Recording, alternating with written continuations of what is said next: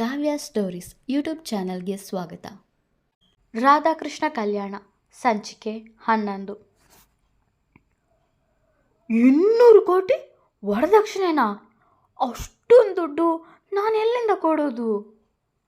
ಅಶ್ವಥ್ ಕೇಳಿದಾಗ, ನೀವೀಗ ಈ ಕಾಂಟ್ರಾಕ್ಟ್ ಮದುವೆ ಮಾಡಿಸ್ತಾ ಇರೋದು ಆಸೆಗೋಸ್ಕರ ತಾನೆ, ಅದರಲ್ಲೇ ಕೊಡಿ ವರದಕ್ಷಿಣೆನಾ. ಅವತ್ತು ಹೇಳಿದ್ರಿ ಎಲ್ಲ ನನ್ನ ಮಗಳಿಗೆ ಸೇರೋದು ಅಂತ, ಇವತ್ತೇನು ಎಲ್ಲಿಂದ ಕೊಡಲಿ ಅಂತ ಕೇಳ್ತಾ ಇದ್ದೀರಾ? ಕೌಶಲ್ ಹೇಳಿದಾಗ, ಅವನು ಕೊಡ್ತಾನೆ ಬಿಡು, ನಿಮಗೆ ವರದಕ್ಷಿಣೆಯಾಗಿ 200 ಕೋಟಿ ಬರುತ್ತೆ. ನೀನೇನು ತಲೆ ಕೆಡಿಸ್ಕೊಳ್ಬೇಡ ಕೌಶಲ್, ಮದುವೆ ಅರ್ಜೆಂಟ್ನಲ್ಲೇ ಫಿಕ್ಸ್ ಆಗಿದ್ದು, ನೀವು ಬರಬೇಕು ಮದುವೆಗೆ. ಮಹೇಂದ್ರ ಹೇಳಿದಾಗ, ಬರೋಣ ಚೆಂದ ಕೌಶಲ್. ಸರಿ, ನಮಗೆ ತುಂಬ ಕೆಲಸ ಇದೆ, ನಾವಿನ್ನು ಬರ್ತೀವಿ ಎಂದ ಮಹೇಂದ್ರ ಅಲ್ಲಿಂದ ಹೊರಟರು. ಅಶ್ವಥ್ ಅವರು ಕೌಶಲ್ ಹೇಳಿದ ಮಾತುಗಳನ್ನು ಕೇಳಿ ತಲೆ ಸುತ್ತಿದಂತೆ ಆಗುತ್ತಿತ್ತು. ಲೋ ಅಶ್ವಥ, ಬಾರೋ, ಮಹೇಂದ್ರ ಭುಜ ಹಿಡಿದು ಅಶ್ವತ್ಥನ್ನು ಎಚ್ಚರಿಸಿದ್ದರು. ಹಾಂ ಚೆನ್ನುತ್ತಾ ಮಹೇಂದ್ರ ಹಿಂದೆ ಹೋದರು ಅಶ್ವಥ್. ಆಫೀಸಿನಿಂದ ಹೊರಗಡೆ ಬಂದವರು, ಲೋ ಕೊಡ್ತಾನೆ ಅಂದ್ಯಲ್ಲೋ, ಎಲ್ಲಿಂದ ಕೊಡಲಿ ನಾನು 200 ಕೋಟಿ ವರದಕ್ಷಿಣೆನಾ? ಅಶ್ವಥ್ ಅವರು ಕೋಪದಲ್ಲಿ ಹೇಳಿದ್ದರು. ಆಸ್ತಿ ಸಿಗುತ್ತಲ್ಲ, ಮಹೇಂದ್ರ ಹೇಳಿದ್ದರು. ಸಿಗುತ್ತೆ ಅಂತ ಯಾವ ಗ್ಯಾರಂಟಿ ಇದೆ? ಮದುವೆ ಆದಮೇಲೆ ಮಾವ ಏನಾದರೂ ತಕರಾರು ಎತ್ತಿದ್ರೆ, ಮಧ್ಯೆ ಎಲ್ಲಾದರೂ ಮಾವನಿಗೆ ವಿಷಯ ಗೊತ್ತಾದರೆ, ಅಥವಾ ಬೇರೆ ಏನಾದರೂ ತೊಂದರೆ ಆದರೆ? ಅಶ್ವಥ್ ಕೇಳಿದಾಗ, ಲೋ ಅಪಶಕುನ ನುಡಿಬೇಡ, ಏನೂ ಆಗಲ್ಲ, ಎಲ್ಲ ನಾವು ಅಂದುಕೊಂಡ ಹಾಗೇ ಆಗುತ್ತೆ, ಮಹೇಂದ್ರ ಹೇಳಿದರು. ನಿಂಗೇನೋ ಆರಾಮವಾಗೇ ಇದೆಯಾ, ಆದರೆ ನಾನು ಹೆಣ್ಣು ಹೆತ್ತಿರೋದು, ನಾಳೆ ಅವಳಿಗೆ ಕೌಶಲ್ನಿಂದ ಏನಾದರೂ ತೊಂದರೆ ಆದರೆ? ಅಶ್ವಥ್ ಹೇಳಿದಾಗ, ನೋಡು ಹಾಗೆಲ್ಲ ಏನೂ ಆಗಲ್ಲ, ಅವನೇ ಒಪ್ಪಿದಾನೆ ಅಲ್ವಾ, ಮತ್ತೆ ನಿಂಗ್ಯಾಕೆ ಟೆನ್ಷನು? ಸುಮ್ಮನೆ ಈಗ ಆಗೋ ಕೆಲಸದ ಬಗ್ಗೆ ಗಮನ ಕೊಡು ಚೆಂದ ಮಹೇಂದ್ರ ಕಾರು ಸ್ಟಾರ್ಟ್ ಮಾಡಿದ್ದರು. ಅಶ್ವಥ್ ಅವರು ಅವರ ಪಕ್ಕ ಕೂತರು. ಕೌಶಲ್, ನೀನ್ಯಾಕೋ ಅವನ ಹತ್ರ ಅಷ್ಟೊಂದು ದುಡ್ಡು ಕೇಳಿದೆ? ರಾಜಶೇಖರ್ ಕೇಳಿದಾಗ, ಡ್ಯಾಡಿ, ಫಾರಿನ್ನಲ್ಲಿದ್ದ ಕಂಪನಿ ಲಾಸ್ ಆಗ್ತಾ ಇದೆ, ಇನ್ವೆಸ್ಟ್ಮೆಂಟ್ಗೆ ದುಡ್ಡು ಬೇಕಿತ್ತು, ನಮ್ಮ ದುಡ್ಡನ್ನೇ ನಾವು ಯಾಕೆ ಕೊಡಬೇಕು, ಅದಕ್ಕೆ ಅವ್ರ ಹತ್ರ ದುಡ್ಡು ಕೇಳಿದ್ದು ಚೆಂದ ಕೌಶಲ್. ಆ ಅನುರಾಧಾಗೆ ಕೃಷ್ಣನ ಜೊತೆಗೆ ಮದುವೆ ಆದರೆ ಅವಳಿಗೆ ಮತ್ತೆ ಆಗೋದು 2ನೇ ಮದುವೆ, ನೀನು ಅವಳಿಗೆ 2ನೇ ಗಂಡ ಆಗೋಕೆ ಒಪ್ಪಿಕೊಳ್ತೀಯಾ? ರಾಜಶೇಖರ್ ಕೇಳಿದಾಗ, ನನಗೇನು ಹುಚ್ಚ ಅವಳನ್ನು 2ನೇ ಮದುವೆ ಆಗೋಕ್ಕೆ? ದುಡ್ಡು ನನ್ನ ಕೈಗೆ ಬರಲಿ, ನಾನಂತೂ ಫಾರಿನ್ಗೆ ಹಾರಿ ಹೋಗ್ತೀನಿ, ಅವಳು ಏನಾದರೆ ನನಗೇನು, ಆ ಸೆಕೆಂಡ್ ಹ್ಯಾಂಡ್ ಹೆಂಡತಿ ನನಗೆ ಬೇಡಪ್ಪ ಚೆಂದ ಕೌಶಲ್. ನೋಡು ನಿಶು, ಇವಾಗ ಕೊಹ್ಲಿ ಖಂಡಿತ 6 ಹೊಡಿತಾನೆ, ಕೃಷ್ಣ ಹೇಳುತ್ತಿರಬೇಕಾದರೆ, ಇಲ್ಲ ಇವಾಗ 4 ಹೊಡಿತಾನೆ ಚೆಂದ ನಿಶಾಂತ್. ಅಜ್ಜು ಅಣ್ಣ, ನನಗೆ ಕ್ರಿಕೆಟ್ ಇಷ್ಟ ಇಲ್ಲ, ಟಾಮ್ ಆ್ಯಂಡ್ ಜೆರ್ರಿ ಇಡೋ, ನವಮಿ ಹೇಳಿದ್ದಳು. ಸುಮ್ಮನೆ ಕೂತ್ಕೋ ನವಿ, ನಾವಿಲ್ಲಿ ದೊಡ್ಡವರು ಟಿ ವಿ ನೋಡ್ತಾ ಇದ್ದೀವಿ ತಾನೆ, ಸುಮ್ಮನೆ ಕೂತ್ಕೊಳ್ಬೇಕು ನಿಶು ಹೇಳಿದಾಗ, ಯಾವ ಸೀಮೆ ದೊಡ್ಡವನೋ ನೀನು, ಓದ್ತಾ ಇರೋದು 5ನೇ ಕ್ಲಾಸು, ಕೆಲಸಕ್ಕೆ ಹೋಗಿ ಎಲ್ಲರನ್ನೂ ಸಾಕೋ ಹಾಗೆ ಬಿಲ್ಡಪ್ ಕೊಡ್ತಾನೆ, ಕೃಷ್ಣ ಹೇಳುತ್ತಿರಬೇಕಾದರೆ, ಹೇ ಕೃಷ್ಣ, ರಿಮೋಟ್ ಕೊಡೋ, ನಮ್ಮ ಯಶ್ ಬಾಸ್ದು ರಾಜಾ ಹುಲಿ ಮೂವಿ ಬರ್ತಾ ಇದೆಯಂತೆ, ನೋಡಬೇಕು ಎನ್ನುತ್ತಾ ಬಂದಳು ರಾಧಾ. ಆಮೇಲೆ ನೋಡು, ಇನ್ನು ಸ್ವಲ್ಪ ಹೊತ್ತಲ್ಲಿ ಮ್ಯಾಚ್ ಮುಗಿಯುತ್ತೆ, ಕೃಷ್ಣ ಹೇಳಿದಾಗ, ನಿನ್ನ ಮ್ಯಾಚ್ ಮುಗಿಯೋ ಅಷ್ಟರಲ್ಲಿ ಫಿಲಮ್ ಕೂಡ ಮುಗ್ದಿರುತ್ತೆ, ರಿಮೋಟ್ ಕೊಡೋ ಎಂದು ರಾಧಾ ರಿಮೋಟ್ ಹೇಳಿದಳು. ಲೇ ರಾಕ್ಷಸಿ, ಸುಮ್ಮನೆ ಹೋಗೆ, ಆಫೀಸ್ನಲ್ಲೂ ನೆಮ್ಮದಿಯಾಗಿರೋಕೆ ಬಿಡಲ್ಲ, ಇಲ್ಲೂ ಸುಮ್ಮನೆ ಟಿ ವಿ ನೋಡೋಕ್ಕೆ ಬಿಡಲ್ಲ ಎನ್ನುತ್ತಾ ಅವಳ ಕೈಯಿಂದ ರಿಮೋಟ್ ಎಳೆದುಕೊಂಡ ಕೃಷ್ಣ. ಅದೇನು ನಿಮ್ಮಪ್ಪನ ಮನೆದಲ್ಲ, ನಮ್ಮ ತಾತನ ಮನೆಯದು, ಕೊಡೋ, ನನಗೆ ಮೂವಿ ನೋಡಬೇಕು. ಅವನ ಪಕ್ಕ ಕೂತು ರಿಮೋಟ್ ಕಿತ್ತುಕೊಳ್ಳಲು ಪರದಾಡುತ್ತಿದ್ದಳು ರಾಧಾ. ಕೊಡಲ್ಲ ಹೊಗೆ, ಅವನು ರಿಮೋಟ್ ಬಿಡುವಂತೆ ಕಾಣುತ್ತಿಲ್ಲ. ಅಜ್ಜು ಅಣ್ಣ, ಏನೇ ಆದರೂ ರಿಮೋಟ್ ಬಿಡಬೇಡ, ನಾವು ಮ್ಯಾಚ್ ನೋಡಬೇಕು ನಿಶು ಹೇಳುತ್ತಿದ್ದ. ಅತ್ತ ಕಡೆಯಿಂದ ನವಮಿ, ಅಕ್ಕ ಅವಾಗಿಂದ ಇದನ್ನೇ ನೋಡ್ತಾ ಇದ್ದಾರೆ. ನನಗೆ ಕಾರ್ಟೂನ್ ಬೇಕು, ಇಲ್ಲ ಅಂದರೆ ಫಿಲಮ್ ಬೇಕು. ಬಿಡಬೇಡ ಅಕ್ಕ, ರಿಮೋಟ್ನ ಕಿತ್ತುಕೊಂಡು ಬಾ ಅವರಿಂದ ಎನ್ನುತ್ತಿದ್ದಳು. ಹೇಯ್ ಕಿಟ್ಟಪ್ಪ, ಈಗೇನು ರಿಮೋಟ್ ಬಿಡ್ತೀಯೋ ಇಲ್ವೋ? ರಾಧಾ ಕೇಳಿದ್ದಳು. ಬಿಡಲ್ವೇ ರಾಕ್ಷಸಿ ಎನ್ನುತ್ತಿದ್ದ ಕೃಷ್ಣ. ಕೊಡದೇ ಇದ್ದರೆ ಕಿತ್ತುಕೊಳ್ಳೋಕೆ ಗೊತ್ತು ನನಗೆ, ರಾಧಾ ಹೇಳಿದಾಗ ಅದೇಗೆ ಕಿತ್ತುಕೊಳ್ತೀಯೋ ನಾನು ನೋಡ್ತೀನಿ ಎಂದ ಕೃಷ್ಣ. ರಾಧಾ, ಕೃಷ್ಣ ಎನ್ನುತ್ತಾ ವಿಶ್ವನಾಥ್ ಅಲ್ಲಿಗೆ ಬಂದರು. ಅಜ್ಜಿ, ಇಬ್ಬರು ಕಿತ್ತಾಡ್ತಾ ಇದ್ದಾರೆ ರಿಮೋಟ್ಗೋಸ್ಕರ ನೋಡಿ, ನಿಶು ಇಬ್ಬರನ್ನು ತೋರಿಸಿ ಹೇಳಿದ. ವಿರಾಟ್ ಎಷ್ಟು ಚೆನ್ನಾಗಿ ಆಡ್ತಿದ್ದಾನಲ್ಲ ಕೃಷ್ಣ, ರಾಧಾ ಹೇಳಿದಾಗ ಹೂ ಕಣೆ, ಅದಕ್ಕೆ ಅವನು ನನ್ನ ಫೇವ್ರೆಟ್ ಎಂದ ಕೃಷ್ಣ. ಆ್ಯಡ್ ಬಂತಲ್ಲ, ನೆಕ್ಸ್ಟ್ ಚಾನಲಲ್ಲಿ ಎಷ್ಟು ಮೂವಿ ಆಗ್ತಾ ಇದೆ ಇಡು, ರಾಧಾ ಹೇಳಿದಾಗ ಸರಿ ಚಿನ್ನ ಎಂದವ ಮೂವಿ ಇಟ್ಟನು. ಇಷ್ಟು ಹೊತ್ತು ರಿಮೋಟ್ಗೋಸ್ಕರ ಕಿತ್ತಾಡುತ್ತಿದ್ದವರು ಶಾಂತವಾಗಿ ಇರುವುದನ್ನು ನೋಡಿ ಕಣ್ಣು ಬಾಯಿ ಬಿಟ್ಟು ನೋಡುತ್ತಿದ್ದರು ನಿಶಾಂತ್ ಹಾಗೂ ನವಮಿ. ತರ್ಲೆಗಳ ಜಗಳ ಮಾಡ್ತಾ ಇದ್ದಾರೆ ಅಂತೀರಾ, ನೋಡಿ ಇಬ್ಬರು ಟಿವಿ ನೋಡ್ತಾ ಇದ್ದಾರೆ ಎಂದರು ವಿಶ್ವನಾಥ್. ರಾಧಾ, ಕೃಷ್ಣ ಅದೇನೋ ಶಾಸ್ತ್ರಗಳಂತೆ, ಹೋಗಿ ತಯಾರಾಗಿ ಅದಕ್ಕೆಲ್ಲ, ವಿಶ್ವನಾಥ್ ಹೇಳಿದಾಗ ಸರಿ ತಾತ ಎನ್ನುತ್ತಾ ಇಬ್ಬರು ಅಲ್ಲಿಂದ ಹೋದರು. ಅವರು ಹೋದತ್ತಲೇ ನೋಡುತ್ತಿದ್ದ ನಿಶಾಂತ್ ನವಮಿ ಬಳಿ, ನೀವು ಟಿವಿ ನೋಡ್ತಾ ಇರೋ, ಆಮೇಲೆ ಕರಿತೀವಿ ನಿಮ್ಮನ್ನು ಎನ್ನುತ್ತಾ ಅಲ್ಲಿಂದ ಹೋದರು ವಿಶ್ವನಾಥ್. ಎಂದರಷ್ಟೇ ಮಕ್ಕಳಿಗೆ ರಾಧಾಕೃಷ್ಣನ ವರ್ತನೆ ವಿಚಿತ್ರವೆನಿಸಿತ್ತು. ಇವರು ನಮ್ಮ ಮುಂದೆ ನಾಟಕ ಮಾಡಿದ್ರಾ ಅಥವಾ ತಾತನ ಮುಂದೆ ಮಾಡಿದ್ರಾ? ತಮ್ಮ ತಮ್ಮ ಬಳಿಯೇ ಕೇಳಿಕೊಂಡ. ತಗೋ ಮದುವೆ ಆಮಂತ್ರಣ ಪತ್ರಿಕೆ, ಇದನ್ನು ದೇವರ ಮನೆಯಲ್ಲಿ ಇಟ್ಟು ಪೂಜೆ ಮಾಡು ಎಂದರು ಸಾವಿತ್ರಿ. ಅವರು ಹೇಳಿದಂತೆಯೇ ಪೂಜೆ ಮಾಡಿ ಅದನ್ನು ಅಜ್ಜಿ ತಾತನ ಕೈಯಲ್ಲಿ ಕೊಟ್ಟು ರಾಧಾಕೃಷ್ಣ ಇಬ್ಬರು ಅವರ ಕಾಲಿಗೆ ಬಿದ್ದು ಆಶೀರ್ವಾದ ಪಡೆದರು. 100 ವರ್ಷ 100 ಮಕ್ಕಳನ್ನು ಹೆತ್ತು ಸುಖವಾಗಿ ಬಾಳಿ, ಅಜ್ಜಿ ತಾತ ಇಬ್ಬರು ಆಶೀರ್ವದಿಸಿದ್ದರು. 100 ವರ್ಷ ಇವಳ ಜೊತೆಗಿರೋದ, 3 ಮಿನಿಟ್ ಇರೋಕೆ ಆಗಲ್ಲ, ಕೃಷ್ಣ ರಾಧಾಗೆ ಮಾತ್ರ ಕೇಳುವಂತೆ ಹೇಳಿದ. 100 ಮಕ್ಕಳನ್ನು ಹೆರೋದ, ಇವನೊಬ್ಬನನ್ನೇ ಸಹಿಸೋಕೆ ಆಗ್ತಾ ಇಲ್ಲ, ಗೊಣಗಿದ್ದಳು ರಾಧಾ. ತಗೊಳ್ಳೋ ಅಶ್ವಥ, ಮಹೇಂದ್ರ, ಇದನ್ನು ನಮ್ಮ ಎಲ್ಲ ಸಂಬಂಧಿಕರಿಗೂ ಪರಿಚಯದವರಿಗೂ ಕೊಟ್ಟು ಬಿಡಿ. ಮಿಕ್ಕವರಿಗೆಲ್ಲ ನಾನೇ ಫೋನ್ ಮಾಡಿ ಹೇಳ್ತೀನಿ. ನಾಳೆ ಅರಿಶಿನ ಶಾಸ್ತ್ರ, ಮದರಂಗಿ ಶಾಸ್ತ್ರ, ಹಾಗೆ ನಾಡಿದ್ದು ಮದುವೆಗೆ ತಪ್ಪದೆ ಬರಬೇಕು ಅಂತ ಹೇಳಿ ವಿಶ್ವನಾಥ್ ಹೇಳಿದಾಗ ಎಂದು ತಲೆ ಅಲ್ಲಾಡಿಸಿ ಅಲ್ಲಿಂದ ಹೋದರು ಅಶ್ವಥ್ ಹಾಗೂ ಮಹೇಂದ್ರ. ರಾಧಾ, ಕೃಷ್ಣ, ನೀವಿಬ್ಬರು ಸ್ವಲ್ಪ ರೆಸ್ಟ್ ತಗೊಳ್ಳಿ. ಇನ್ನು ಮದುವೆ ಮುಗಿಯೋವರೆಗೂ ಆ ಶಾಸ್ತ್ರ ಈ ಶಾಸ್ತ್ರ ಅಂತ ಮಾಡೋಕ್ಕೆ ಬೇಕಾದಷ್ಟು ಶಾಸ್ತ್ರಗಳಿರುತ್ತೆ, ಸುಸ್ತಾಗಬಹುದು ನಿಮಗೆ, ತಾತ ಹೇಳಿದಾಗ ಸರಿ ಎಂದು ಇಬ್ಬರು ತಮ್ಮ ತಮ್ಮ ಕೋಣೆಗೆ ಹೋದರು. ಮಹೇಂದ್ರ ಹಾಗೂ ಅಶ್ವಥ್ ಸಂಬಂಧಿಕರಿಗೆಲ್ಲ ಆಮಂತ್ರಣ ಪತ್ರಿಕೆ ಕೊಟ್ಟು ಬಂದರು. ಉಳಿದವರಿಗೆ ಕರೆ ಮಾಡಿ ವಿಷಯ ತಿಳಿಸಿದ್ದರು. ಬೆಳಗ್ಗೆದ್ದ ಕೂಡಲೇ ಎಲ್ಲರೂ ಒಂದೊಂದು ಕೆಲಸದಲ್ಲಿ ನಿರತರಾಗಿದ್ದರು. ವಿಶ್ವನಾಥ್ ಮನೆಯೇ ಅರಮನೆಯಂತಿದೆ. ಅಲಂಕಾರ ಮಾಡಿದ ನಂತರ ಮತ್ತಷ್ಟು ಸುಂದರವಾಗಿ ಕಾಣುತ್ತಿತ್ತು. ಮನೆ ಮುಂದೆ ದೊಡ್ಡದಾದ ಚಪ್ಪರ ಹಾಕಿ ಕಣ್ಣು ಕುಕ್ಕುವಂತೆ ಅಲಂಕಾರ ಮಾಡಿದ್ದರು. ಅಂದು ನಡೆಯುವ ಅರಶಿನ ಶಾಸ್ತ್ರಕ್ಕಾಗಿ ಸುತ್ತಲೂ ಹಳದಿ ಬಣ್ಣದ ಸ್ಯಾಟಿನ್ ಬಟ್ಟೆ, ಹಳದಿ ಬಣ್ಣದ ಹೂಗಳನ್ನೇ ಆರಿಸಿ ತಂದು ಚೆನ್ನಾಗಿ ಜೋಡಿಸಿದ್ದರು. ಎಲ್ಲಿ ನೋಡಿದರೂ ಹಳದಿ ಬಣ್ಣವೇ ಕಾಣುತ್ತಿತ್ತು. ಅದಾಗಲೇ ಸಂಬಂಧಿಕರೆಲ್ಲ ಬಂದು ಸೇರಿದ್ದರು. ಮನೆಯೊಳಗೆ ಸೌಂಡ್ ಬಾಕ್ಸ್ಗಿಂತ ಹರಟೆ ಹೊಡೆಯುವ ಸದ್ದು ಜೋರಾಗಿ ಕೇಳಿಸುತ್ತಿತ್ತು. ಬಂದವರನ್ನೆಲ್ಲ ಮಾತಾಡಿಸಿ ಸಂಭ್ರಮಿಸುತ್ತಿದ್ದರು ಸಾವಿತ್ರಿ ಹಾಗೂ ವಿಶ್ವನಾಥ್. ಎಲ್ಲವನ್ನೂ ನೋಡುತ್ತಾ ನಿಂತಿದ್ದ ರಾಧಾಕೃಷ್ಣ,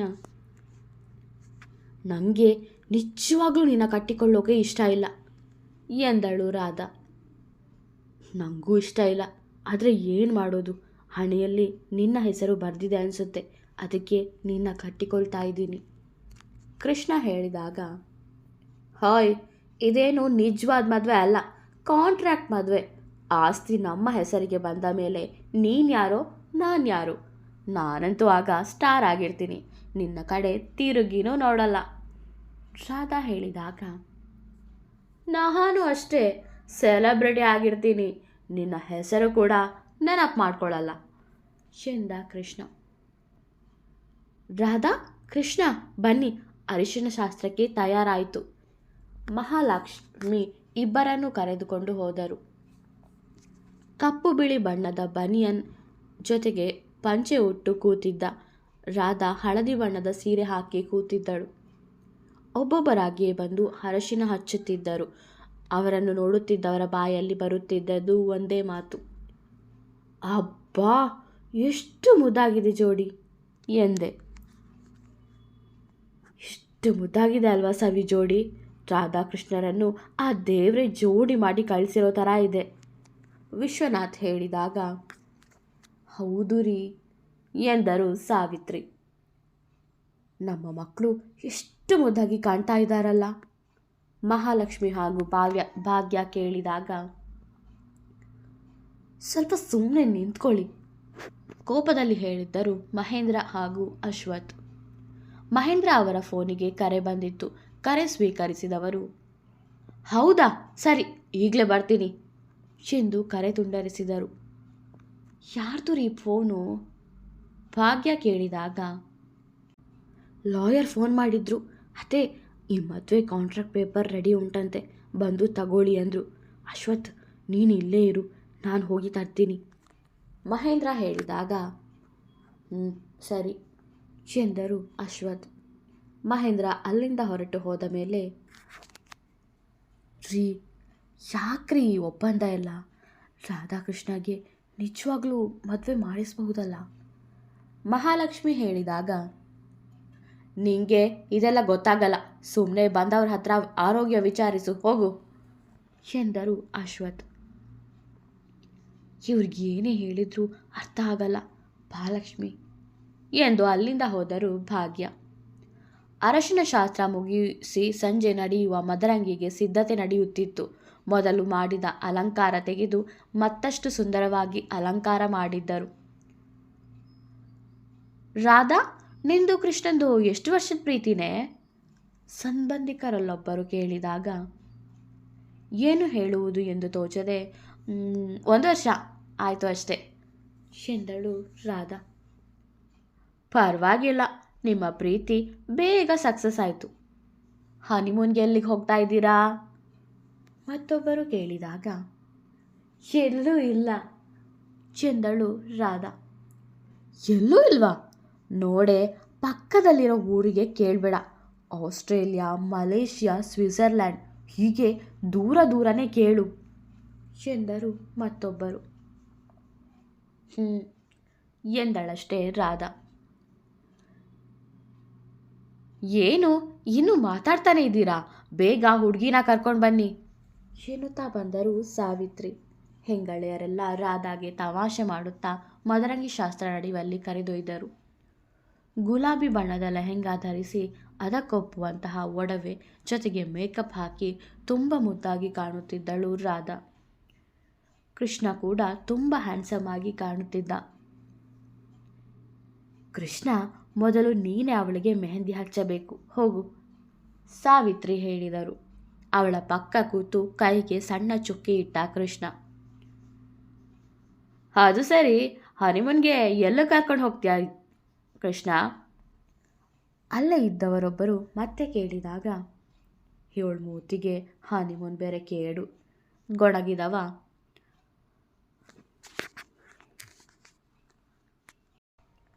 ಇವಳು ಮೂತಿಗೆ ಹನಿಮೂನ್ ಬೇರೆ ಕೇಡು ಗೊಣಗಿದವ. ಹತ್ತಿರ ಬೇಡ, ಸ್ವಲ್ಪ ಸ್ಪೆಷಲ್ ಜಾಗಕ್ಕೆ ಕರ್ಕೊಂಡು ಹೋಗು. ಮತ್ತೊಬ್ಬರ ಮಾತಿಗೆ, ಚಂದ್ರಲೋಕಕ್ಕೆ ಕರ್ಕೊಂಡು ಹೋಗೋಣ ಬೇಡಿ ಎಂದ ಕೃಷ್ಣ. ನಿನ್ನ ಮೂತಿಗೆ ಪಕ್ಕದಲ್ಲೇ ಇರೋ ಚಂದ್ರಾಪುರಕ್ಕೆ ಕರ್ಕೊಂಡು ಹೋಗು, ಆಮೇಲೆ ಚಂದ್ರಲೋಕಕ್ಕೆ ಹೋಗುವಂತೆ ಗೊಣಗಿದ್ದಳು ರಾಧಾ. ಹಾಡು ಕುಣಿತಗಳ ನಡುವೆ ಮದರಂಗಿ ಶಾಸ್ತ್ರ ತುಂಬ ಅದ್ಧೂರಿಯಾಗಿಯೇ ನಡೆಯುತ್ತಿತ್ತು. DJ ಸದ್ದು ಇಡೀ ಊರಿಗೆ ಕೇಳಿಸುತ್ತಿತ್ತು. ಇತ್ತ ಕೃಷ್ಣನ ಫೋನ್ ರಿಂಗ್ ಆಗುತ್ತಿತ್ತು. ಯಾರೆಂದು ನೋಡಿದರೆ ವಂದನ. ಕರೆ ಸ್ವೀಕರಿಸಿದ. ಆದರೆ DJ ಸದ್ದಿನಿಂದ ಮಾತು ಕೇಳಿಸುತ್ತಿರಲಿಲ್ಲ. ನನಗೆ ಕೇಳಿಸ್ತಾ ಇಲ್ಲ ವಂದನ, ನಾನು ಆಮೇಲೆ ಕಾಲ್ ಮಾಡ್ತೀನಿ ಎಂದವ ಕರೆ ತುಂಡರಿಸಿದ್ದ. ಬಂದವರೆಲ್ಲ ರಾಧಾಕೃಷ್ಣರ ಜೊತೆಗೆ ಫೋಟೋ ಸೆಲ್ಫಿ ತೆಗೆದುಕೊಂಡು ಹೊಟ್ಟೆ ತುಂಬ ಊಟ ಮಾಡಿ ಹೊರಟರು. ಮನೆಯ ಕೆಲವರು ಊಟ ಮಾಡಿ ನಿದ್ದೆಗೆ ಜಾರಿದ್ದರು. ಇನ್ನು ಕೆಲವರು ಅಲಂಕಾರ ಮಾಡುವವರಿಗೆ ಸಹಾಯ ಮಾಡುತ್ತಿದ್ದರು. ಕೆಲವರು ಹರಟೆ ಹೊಡೆಯುತ್ತಿದ್ದರೆ ಮತ್ತೆ ಕೆಲವರು ಮರುದಿನ ತಯಾರಿ ನಡೆಸುತ್ತಿದ್ದರು. ಒಂದು ಗುಂಪು ರಾಧಾಗೆ ಮೆಹಂದಿ ಹಚ್ಚುತ್ತಿತ್ತು, ಮತ್ತೊಂದು ಗುಂಪು ಕೃಷ್ಣಗೆ ಮೆಹಂದಿ ಹಚ್ಚುತ್ತಿದ್ದರು. ರಾಧಾಕೃಷ್ಣ ಇಬ್ಬರು ಮೆಹಂದಿ ಹಾಕಿಸಿ ಮುಗಿಸಿದ ನಂತರ ಮಹೇಂದ್ರ ಹಾಗೂ ಅಶ್ವಥ್ ಇಬ್ಬರನ್ನು ಕೋಣೆಗೆ ಕರೆದುಕೊಂಡು ಹೋಗಿ ಬಾಗಿಲು ಹಾಕಿ, ತಗೊಳ್ಳಿ ಈ ಮದುವೆಯ ಒಪ್ಪಂದದ ಪತ್ರ, ಸಹಿ ಹಾಕಿದ್ದಕ್ಕೆ ಮಹೇಂದ್ರ ಹೇಳಿದರು. ಅದನ್ನು ತೆಗೆದುಕೊಂಡ ಕೃಷ್ಣ, ಒಪ್ಪಂದ ನಂಬರ್ 1, ವಿಶ್ವನಾಥ್ ಹಾಗೂ ಸಾವಿತ್ರಿ ಅವರ ಮುಂದೆ ಗಂಡ ಹೆಂಡತಿಯ ಹಾಗೆ ನಟಿಸುತ್ತೇವೆ.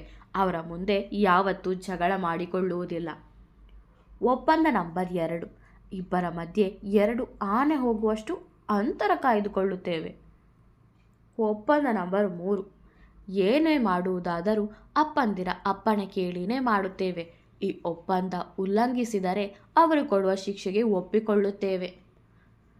ಒಪ್ಪಂದ ನಂಬರ್ 4, ಆಸ್ತಿ ಸಿಗುವವರೆಗೆ ಮಾತ್ರ ಈ ಮದುವೆಗೆ ಬೆಲೆ. ಅದಾದ ನಂತರ ಈ ಮದುವೆಗೆ ಮಾನ್ಯತೆ ಇಲ್ಲ. ಓದಿ ಅದಕ್ಕೆ ಸಹಿ ಹಾಕಿದ. ರಾಧಾ ಕೂಡ ಸಹಿ ಹಾಕಿದಳು. ನೋಡಿ, ಆಸ್ತಿ ನಮಗೆ ಸಿಗೋವರೆಗೂ ಈ ನಾಟಕ ಮಾಡಿ, ಆಮೇಲೆ ನಿಮಗೆ ಹೇಗೆ ಬೇಕೋ ಹಾಗೆ ಇರಬಹುದು. ತಾತನಿಗೆ ನಿಮ್ಮ ಮೇಲೆ ಅನುಮಾನ ಬರದೇ ಇರೋ ಹಾಗೆ ನೋಡ್ಕೊಳ್ಳಿ ಎಂದರು ಮಹೇಂದ್ರ. ಸರಿ ಎಂದು ತಲೆ ಅಲ್ಲಾಡಿಸಿದ್ದರು ಇಬ್ಬರು. ತುಂಬ ಸುಸ್ತಾಗಿದ್ದರಿಂದ ವಂದನಾಗೆ ಕರೆ ಮಾಡಲು ಮರೆತು ಬಿಟ್ಟ ಕೃಷ್ಣ. ಮಾರನೇ ದಿನ ಚೆನ್ನಾಗಿ ನಿದ್ದೆ ಮಾಡುತ್ತಿದ್ದ ಇಬ್ಬರನ್ನು ಎಬ್ಬಿಸಿ ಮದುಮಕ್ಕಳಂತೆ ತಯಾರಿ ಮಾಡಿದ್ದರು ಎಲ್ಲರೂ. ಎಲ್ಲ ವಧುವರರಿಗೆ ಇರುವಂತೆ ಖುಷಿಯಾಗಲಿ ಕಾತುರತೆ ಆಗಲಿ ರಾಧಾಕೃಷ್ಣರಲ್ಲಿ ಇರಲಿಲ್ಲ. ತೋರಿಕೆಯ ನಗು ಇಬ್ಬರ ಮುಖದಲ್ಲೂ ಇತ್ತು. ಎಲ್ಲರೂ ಆ ಅದ್ಧೂರಿ ಮದುವೆಯನ್ನು ಸಂಭ್ರಮಿಸುತ್ತಿದ್ದರೆ ಇವರಿಬ್ಬರು ಮಾತ್ರ ತಮಗೂ ಅದಕ್ಕೂ ಸಂಬಂಧವೇ ಇಲ್ಲ ಎನ್ನುವ ರೀತಿ ಇದ್ದರು. ಮದುವೆಯ ಅಲಂಕಾರವು ತುಂಬ ಚೆನ್ನಾಗಿ ಮಾಡಿದ್ದರು. ಎಲ್ಲರೂ ಬಹಳ ಸುಂದರವಾಗಿ ತಯಾರಾಗಿದ್ದರು. ಬಗೆ ಬಗೆಯ ತಿನಿಸು ಎಲ್ಲರನ್ನೂ ಆಕರ್ಷಿಸುತ್ತಿತ್ತು. ಲೇ, ನೀನ್ಯಾಕೆ ಇಷ್ಟೊಂದು ಒಡವೆ ಹಾಕ್ಕೊಂಡಿದ್ಯಾ? ಒಂದು ಸಾಕು, ಮಿಕ್ಕದನ್ನೆಲ್ಲ ತೆಗೆದಿಡು ಮೋಹನ್ ನಮಿತಾ ಬಳಿ ಹೇಳಿದಾಗ, ರೀ ಇದು ನಮ್ಮ ಮನೆ ಮದುವೆ ರೀ, ನಾವೇ ಒಡವೆ ಹಾಕಿಕೊಳ್ದೇ ಇದ್ರೆ ಹೇಗೆ? ನಮಿತಾ ಹೇಳಿದಾಗ, ಇಷ್ಟೆಲ್ಲ ಮಾಡಿಟ್ಟಿದ್ದಾನ ಇವನು ಅಂತ ಅಂದ್ಕೊಳ್ತಾರೆ. ಆಮೇಲೆ ಸ್ವಲ್ಪ ಕಷ್ಟ ಬಂದರೂ ಸಹಾಯ ಕೇಳ್ಕೊಂಡು ಬರ್ತಾರೆ. ಅದಕ್ಕೆ ಸುಮ್ಮನೆ ಎಲ್ಲಾನು ಎತ್ತಿಡು ಎನ್ನುತ್ತಾ ಹೋದರು ಮೋಹನ್. ಇವರೊಬ್ಬರು ಎಲ್ಲಾನು ಅಳತೆ ಮಾಡಿ ನೋಡೋರು ಹಣ ಚಚ್ಚಿಕೊಳ್ಳುತ್ತಾ ಹೋದರು ನಮಿತಾ.